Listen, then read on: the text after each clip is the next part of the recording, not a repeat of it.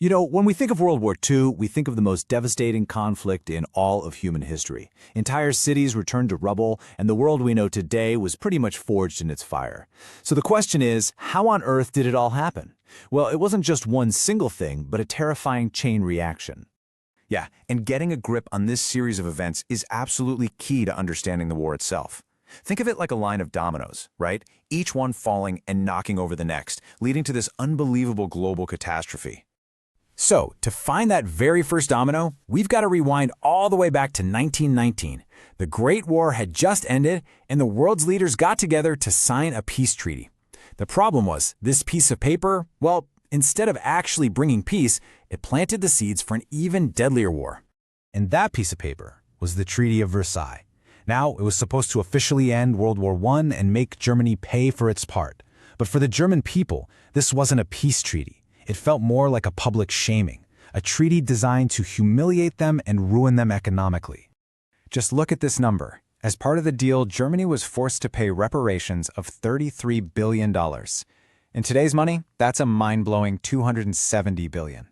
This debt was so massive, so crushing, that get this, Germany only made its final payment in 2010, almost a century later. But, you know, it wasn't just about the money. Maybe even worse was Article 231, what became known as the War Guilt Clause. This forced Germany, and only Germany, to accept total, sole responsibility for the entire war. Can you just imagine the sheer humiliation, the bitterness this created? It was a wound that just would not heal. And the fallout from this, it was immediate, and it was catastrophic.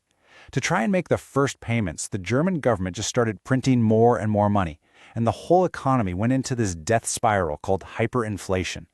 The entire fabric of their society started to unravel. And I mean, this chaos wasn't some abstract economic theory. It was real. It was devastating. In 1922, a loaf of bread in Berlin cost you about 160 marks. Okay, just 1 year later, that same loaf of bread cost 200 billion marks. Imagine your entire life savings turning into worthless paper overnight. People were desperate. And right into this perfect storm of desperation steps Adolf Hitler. He gave people simple answers and someone to blame: the Jews, the socialists, the politicians who signed that hated treaty. He promised to make Germany proud again. After a failed attempt to seize power in 1923, he basically surfed this massive wave of anger right into absolute power, becoming dictator in 1933. Okay, so now he's got total control. And what's the first thing he does? He starts tearing up the Treaty of Versailles, piece by piece. He had this vision for a massive new German empire, the German Reich, and he was perfectly willing to defy the entire world to get it. The next set of dominoes were lined up and ready to fall. It really kicks off in 1935, when he just openly announces that Germany has a new army and a new air force, a huge violation of the treaty. Meanwhile, what are Britain and France doing? Well, they're terrified of another war, so they try this policy of appeasement. Basically, let's just give him what he wants and maybe he'll stop. Spoiler alert, it was a fatal mistake. And the first big move? Austria. Hitler claimed he was just uniting all the German-speaking people. His army just marched right into Vienna. There wasn't even a fight. Austria was just gone.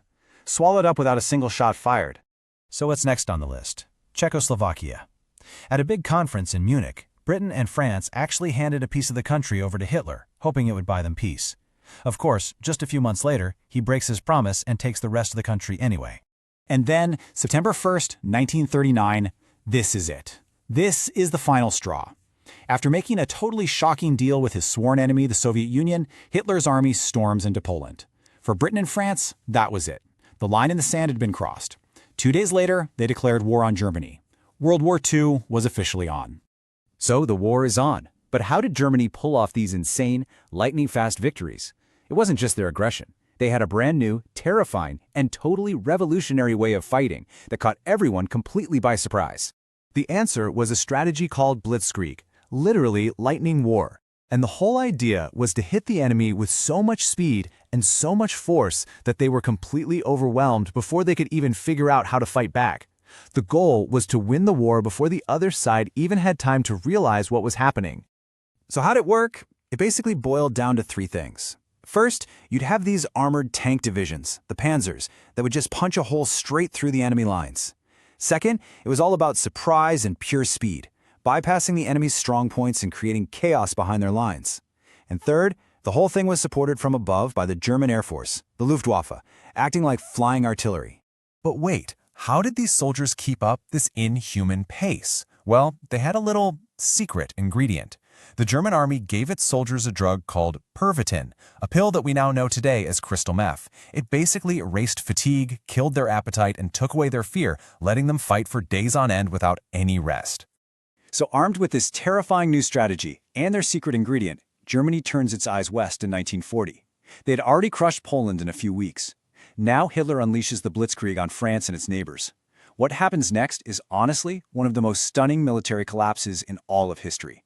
See, France had poured a fortune into building this massive wall of forts called the Maginot Line on its border with Germany. They thought they were safe. But Hitler didn't bother attacking it. No, he just went around it. He sent his main tank force smashing through the dense Ardennes forest, a route the French High Command thought was totally impossible for tanks to get through. It was the ultimate surprise attack. So the German tanks come pouring out of the woods, completely trapping the main Allied armies against the English Channel. Their only way out was a small port called Dunkirk. What happened next is known as the Miracle of Dunkirk. An incredible fleet of military ships and civilian boats, fishing boats, yachts, you name it, sailed across the channel and rescued over 350,000 soldiers right off the beaches. It was an incredible rescue, but let's be real, France was finished. And sure enough, on June 22, 1940, France officially surrendered.